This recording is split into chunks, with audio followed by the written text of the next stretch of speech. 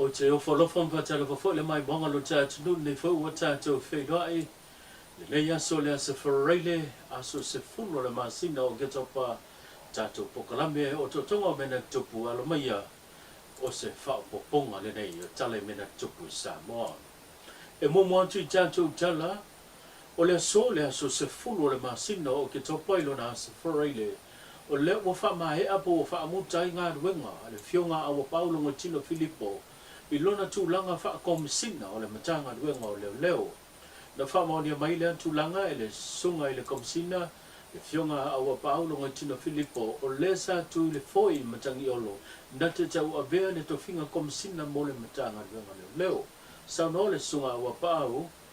na longo ina o ia i se tusi mai le whai unga le kāpeneta,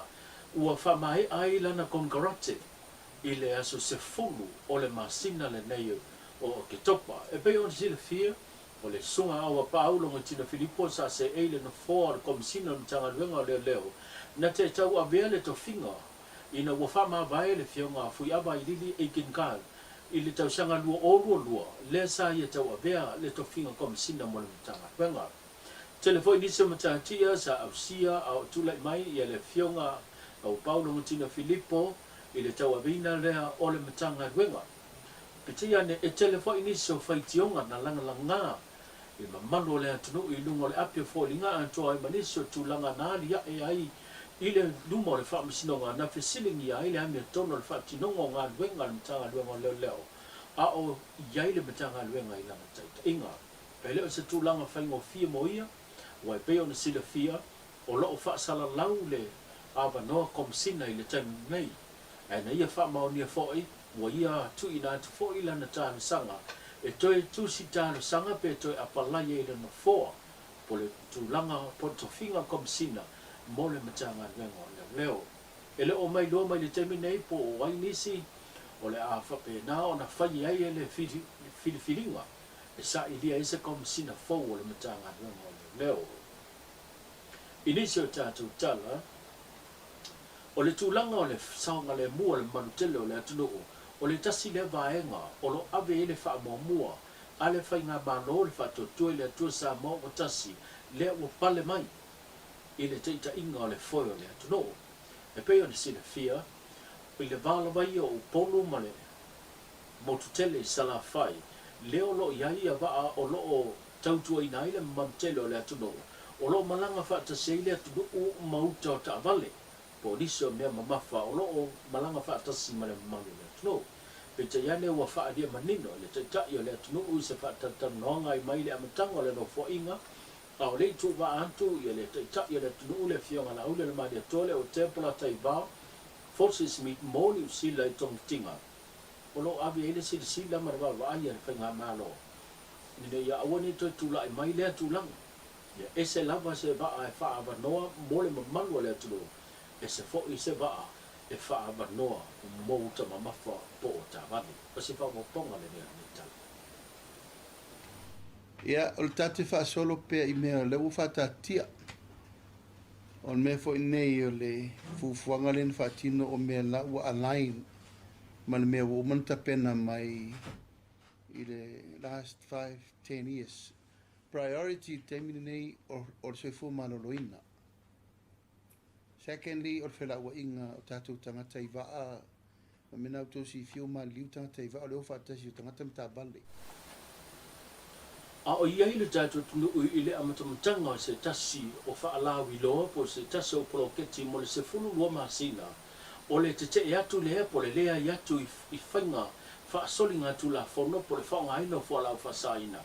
o leo o whaalawi loa le sunga awa Paulo ngai tino Filippo o lo o iai le maketi o le tūlanga o whala au whasaina po le aisa i to tono le atunu ma ele o se tūlanga whaingo fie ma o le atunga lunga po le popo lenga leo le metanga luenga leo leo ono le tula i mai o nei whaingo wha asoli tula whano o se awili ringa le nei o le nei tala o le whaaiaia mkanga luenga i le amaka melua whe markasi kau mai le kausanga no kua aru a lunga si tianga o le tūlanga i whala au whasainga me se lau pa whala au whasainga leo ole aisa o fenfermi o le pulanga sa ia ia pisa kele lava i le maluanga sai kausanga ukuanga ai leo o mai le ua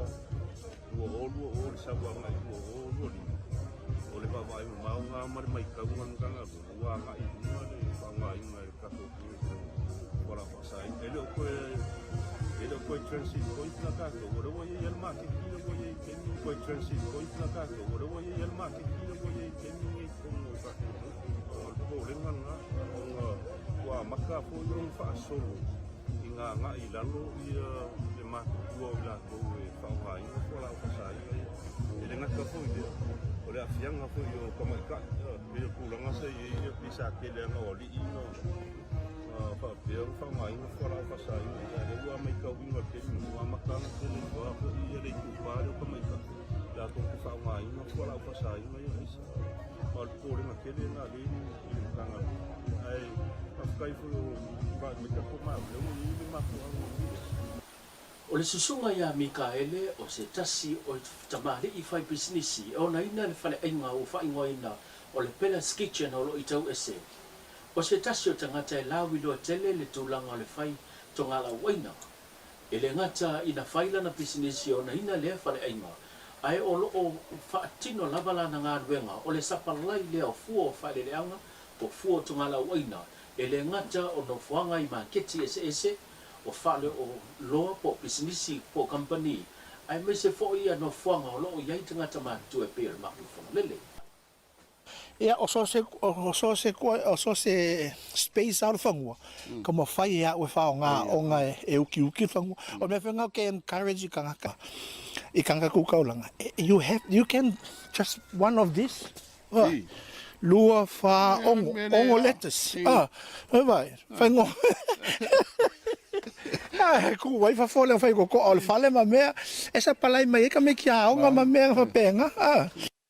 o le parity mo la to supply e ka posa yo vai loa e savalalo e mai vai moso ia au e foi me ia fa o ko ia ma fanga lele mo ngike ma e ui na whama ite pe o na saudoa iai le ministana o lango le mitanga aluenga o leo le fionga mulipola na rosa ale muli o i le tatau lea i le pulenga ma le mitanga aluenga antoa le ofisa leo o na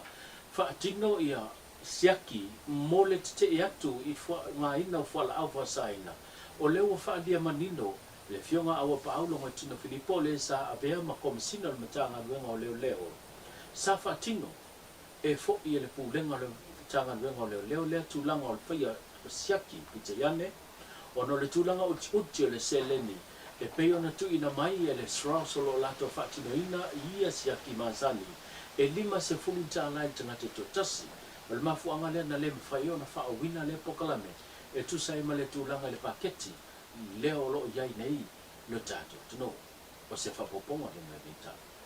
Lo mai ang ia fa vai ka ia la tanga mo le pengola ko testing mai o mai a fa ia testing na ma ko le o sungala ia o se le ia fa ia testing na bio si o le straws na ba nga vai nga o lo fucking water testing ia mai o mai a fa ka mo fresu na ri su ka la ka ko pa se ko ko ni straws fa fa testing Tau lunga tātou pokalame o totonga pia na tātou whenua iai, tātou whenua i le aso tāia, le tau lunga o ngā wenga le neiva i aso, so fua mai a manuia.